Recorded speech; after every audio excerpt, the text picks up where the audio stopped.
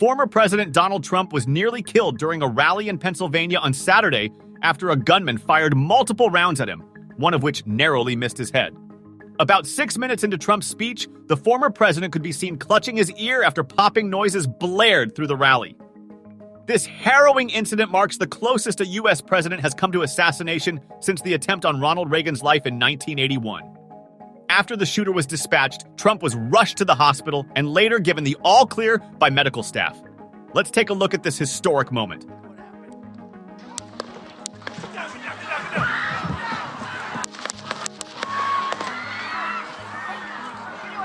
Trump momentarily goes into the freeze response when he hears the shots. He would have heard the bullet pass by him, which is why he instantly knew it was a life-or-death situation. The first round impacts his ear, narrowly avoiding striking his head, which would have likely been fatal. The photo is extraordinary. Taken by a New York Times photographer, it shows what appears to be a bullet in mid-flight, passing right by the head of Trump.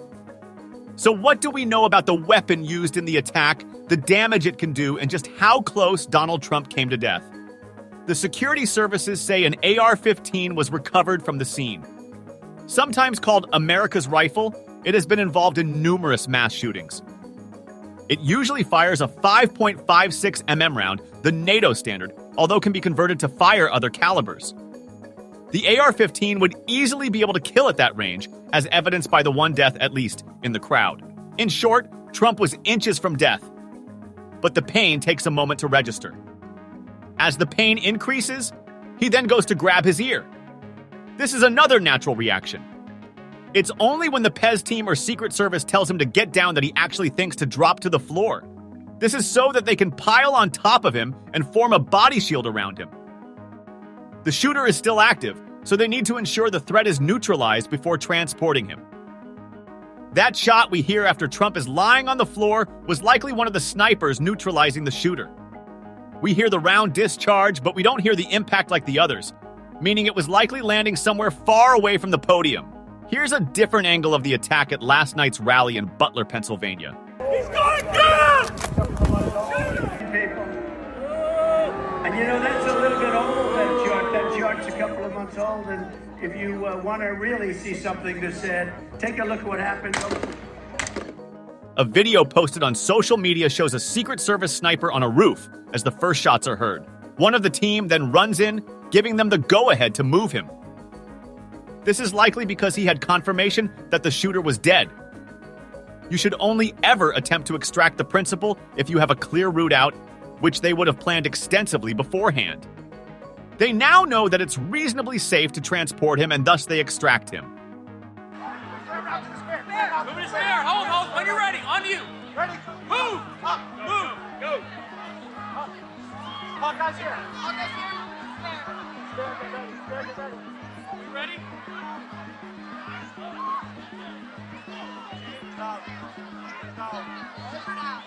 Good. Shooter's down. Are we good to move? Let's move. We're clear.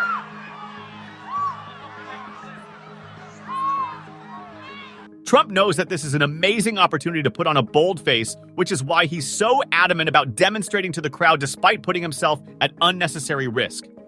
Hold that in your head. It's bloody. So we gotta move to the close.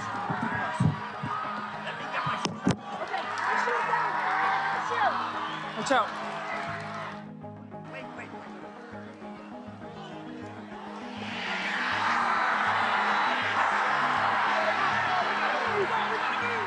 He tenses his whole face when he's gesturing. He has just been shot and is likely experiencing the effects of a bunch of chemicals, namely adrenaline, being released as part of the defense mechanism being triggered. This causes our muscles to tense up in preparation for encountering a physical threat, which is why his whole face tenses up an extraordinary amount. He's trying to speak while dealing with extreme amounts of stress. This is no doubt a massive PR game for Trump. He has just fended off an attempt on his life and actively held his fist in defiance. What we're witnessing today is quite literally history, regardless of which side of the political fence you sit on, and makes for a very interesting analysis. The two victims injured at Donald Trump's rally remain in critical condition, as reported by CBS, a news partner of BBC.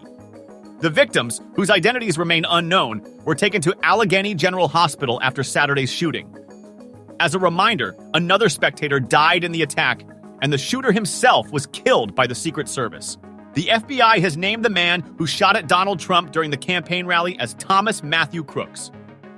Crooks is alleged to have opened fire while the former U.S. president was addressing a crowd in Butler, Pennsylvania, leaving one audience member dead and 2 others badly hurt. The 20-year-old was shot dead at the scene by a Secret Service sniper, officials said. In a statement, the FBI said Crooks was the subject involved in the assassination attempt on the former president, and that an active investigation was underway. The Wall Street Journal reported that explosive devices were found inside Thomas Crooks' car at the rally, according to people briefed on the investigation. The Associated Press and CNN now both report that explosive material was also uncovered at his home, with both outlets citing law enforcement officials.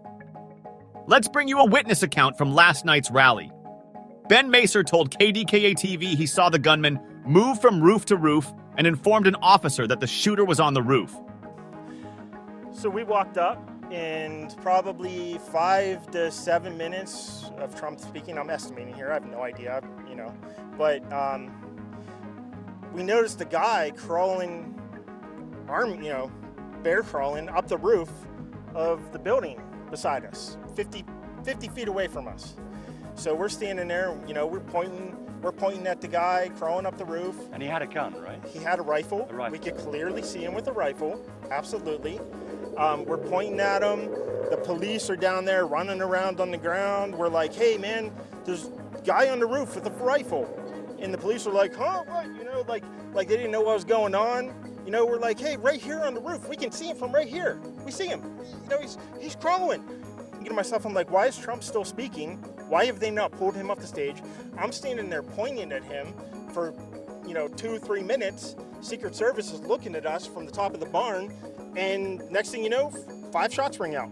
Trump first posted about the incident on Truth Social. I was shot with a bullet that pierced the upper part of my right ear. I knew immediately that something was wrong when I heard a whizzing sound and shots, and immediately felt the bullet ripping through the skin.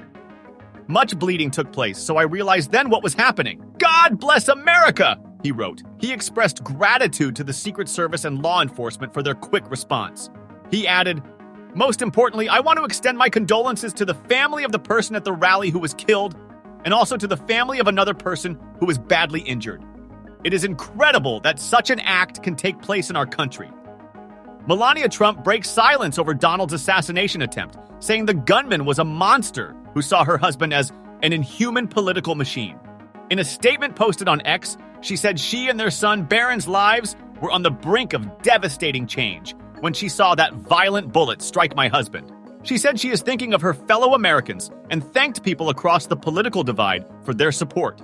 Trump's eldest daughter, Ivanka Trump, condemned the attack in a statement on X, thanking people for their prayers.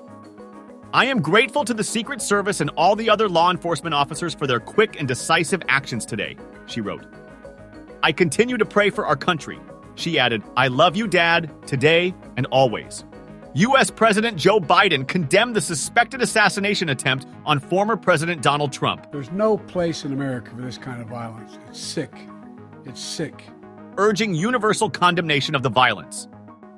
Thank you for watching. If you found this video insightful, don't forget to like, share, and subscribe for more updates on this event. Let us know your thoughts in the comments below. How do you feel about the implications of this incident? Stay informed, stay engaged, and we'll see you next time.